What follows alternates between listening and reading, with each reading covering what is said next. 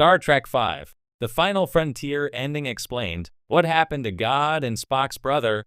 Star Trek V, The Final Frontier took the USS Enterprise A where no one had gone before, and Star Trek is continuing its legacy regarding Spock's brother, Sybok Lawrence Luckenbull, in a surprising way.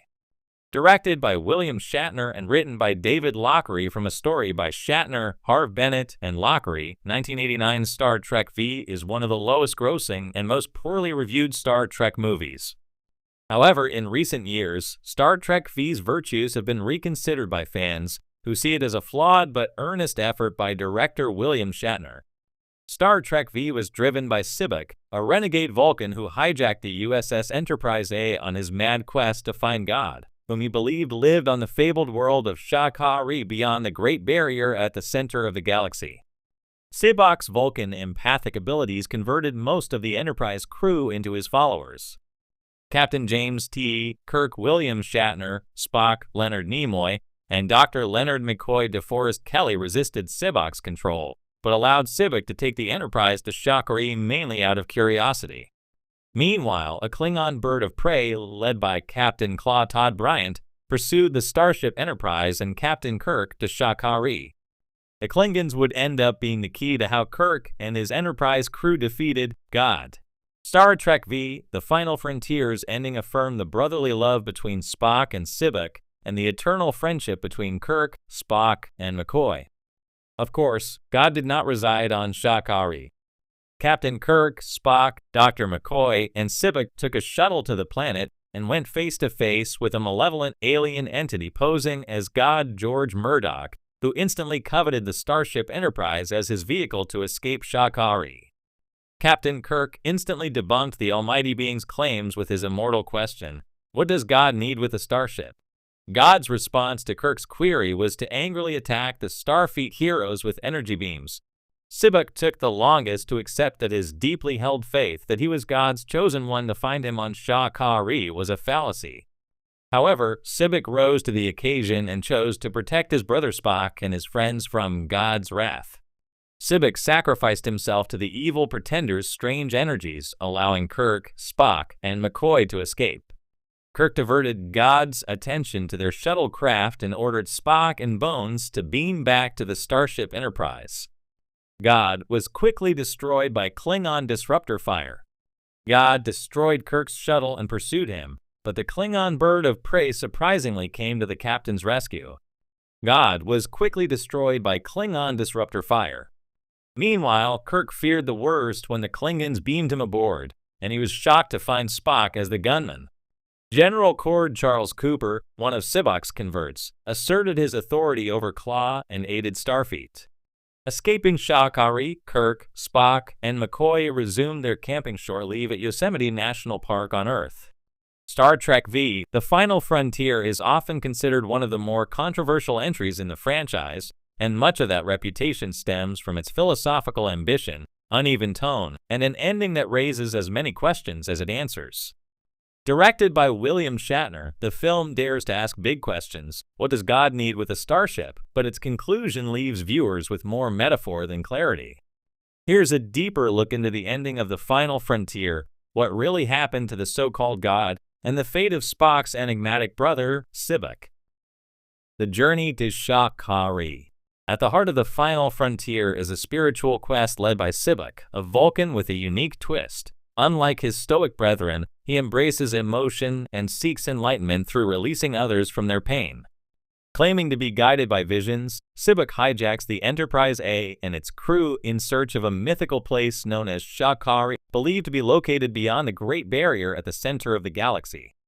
To Sybok, Shakari represents Eden, a promised land where he believes he will meet God. Against all odds, they make it through the supposedly impenetrable Great Barrier and land on a mysterious, uncharted planet. There, things take a sharp turn into the metaphysical and ultimately the terrifying. Meeting God and asking the hard questions, when Sybok, Kirk, Spock, and McCoy descend to the surface, they encounter a glowing, thunderous entity that presents itself as God. It appears omnipotent, demanding their reverence and even a starship to leave the planet. Initially awestruck, Sybok is willing to give this being everything it desires. But Captain Kirk, ever the skeptic, famously asks, "What does God need with a starship?" This simple question peels back the illusion.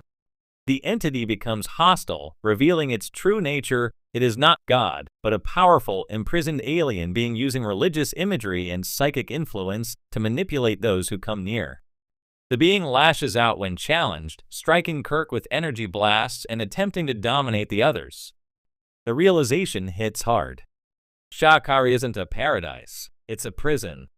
The god is not divine at all, just a dangerous cosmic trickster, sealed away for reasons never fully explained. Its prison beyond the Great Barrier kept it hidden and contained. Whether the entity is a powerful ancient being exiled for its crimes or something more abstract, a manifestation of belief corrupted, is deliberately left vague. Sybok's redemption and sacrifice. As the creature becomes increasingly aggressive, Sybok recognizes the truth. He has been deceived by his own need for spiritual meaning. In a moment of clarity and redemption, he confronts the entity, offering himself to it, essentially acting as a distraction so Kirk, Spock, and McCoy can escape. His emotional connection with the being, established earlier through his empathic abilities, allows him to momentarily pacify it, though it likely results in his death.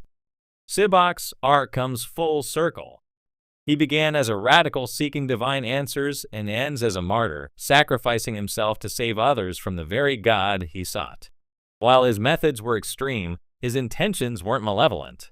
In the end, he achieves the emotional truth he'd been seeking all along, not in the embrace of a deity, but in the act of compassion and selflessness.